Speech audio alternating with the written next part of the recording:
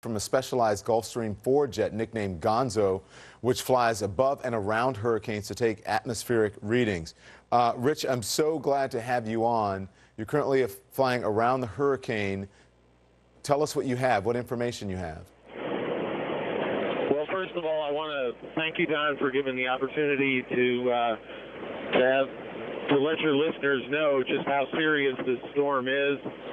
We took off at 1:30 this afternoon from Lakeland, Florida, and we flew a pattern through the top of Hurricane Irma, dropping, in all, we're going to drop 32 drop zones into the storm and around the storm from an altitude of 45,000 feet. And this is really, really critical information for the computer models to get that really fine-scale detail that's necessary to move that track a little to the left or a little to the right. What we do is we drop these instruments, and they're sort of the opposite of a weather balloon. They fall by parachute from the bottom of the aircraft, and they transmit pressure, temperature, humidity. We get a report of wind speed and direction 4 times per second. So it's very high resolution data. And all that data is fed directly into the computer models that the Hurricane Center uses to make their track forecasts. So, Rich, you've flown around this storm multiple times by now. How does this mission compare? Is the storm getting stronger?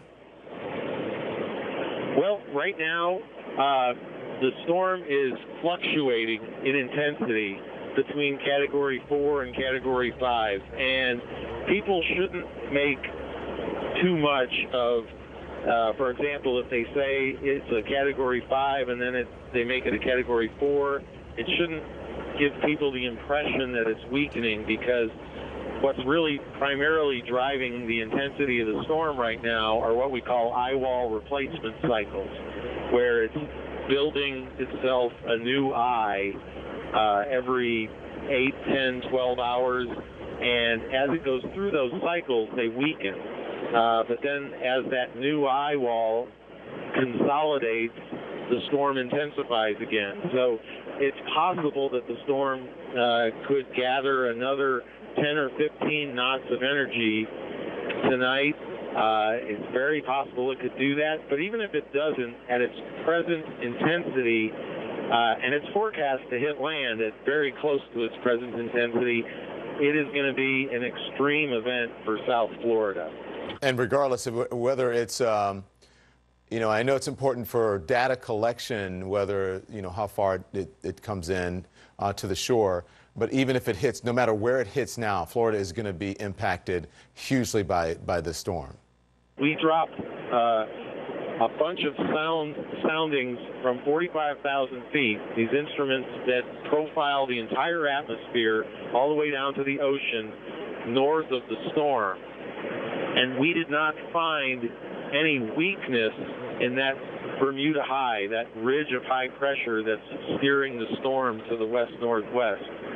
So right now, there's nothing that we could see from this aircraft that would indicate an unexpected turn to the right that would save South Florida, that would leave South Florida off the hook.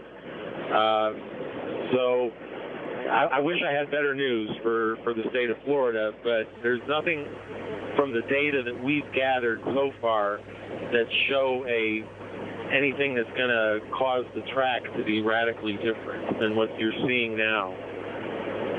Rich, you have flown into and around countless hurricanes in your career. Have you ever seen anything like Irma before? Well, I've been doing this for 21 years. I flew Hurricane Katrina back in 2005 when it was a Category 5 storm south of New Orleans. And it reminds me of Katrina in some regard in that it's a very large storm. Sometimes you get intense hurricanes that are small in size, where the radius of intense winds is very narrow. Whereas this storm, each time it goes through these eye wall replacement cycles, the radius of hurricane force winds tends to grow. And so that's what we're seeing, is we're seeing the storm growing in size. And that's not good news, because the bigger a storm is, the more storm surge it creates.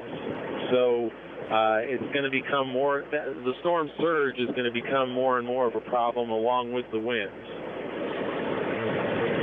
Unbelievable. Rich Henning, hurricane hunter, thank you so much. We appreciate you joining us, and we appreciate the work that you do. Thanks, and be careful.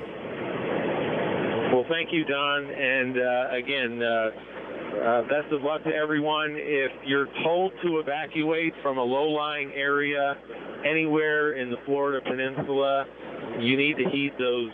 You need to heed those warnings and evacuate. I want to check in tonight with storm chaser Mike Tice. He joins us on the phone from Key Largo. Mike, good to talk to you again. You're experiencing an outer band on Key Largo. What's happening? Yeah, Don, we just had a major outer band go through with a lot of embedded thunderstorms, went right through the Key Largo area. So we're starting to feel the effects of Irma already.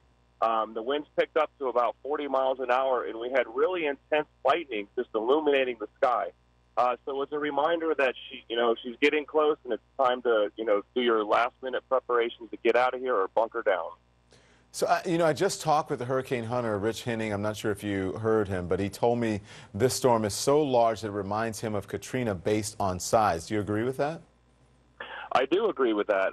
This isn't, the top of the scale type of hurricane, and I do agree with that assessment. Does this storm compare to anything that you have seen before?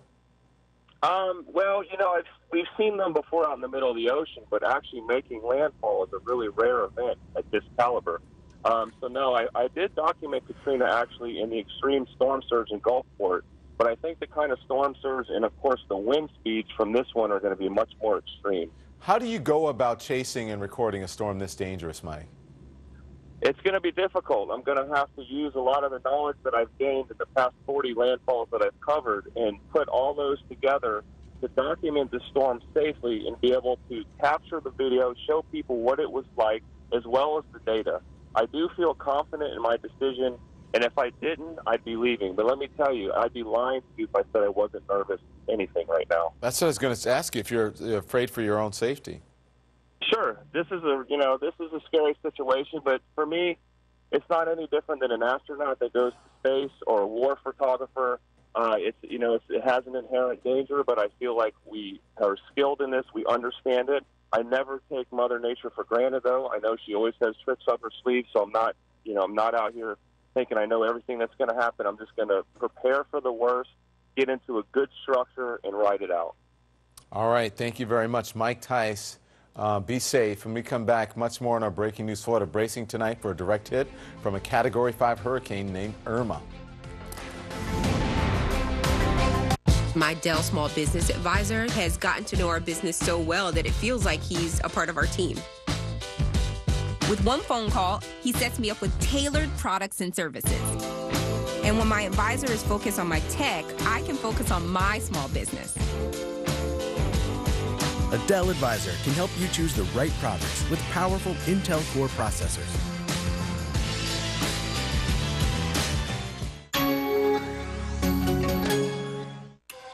The world is not flat. You can't just pinch it, swipe it, or scroll it. Sure, you've seen the Mediterranean, but have you? How warm is Brazil in February?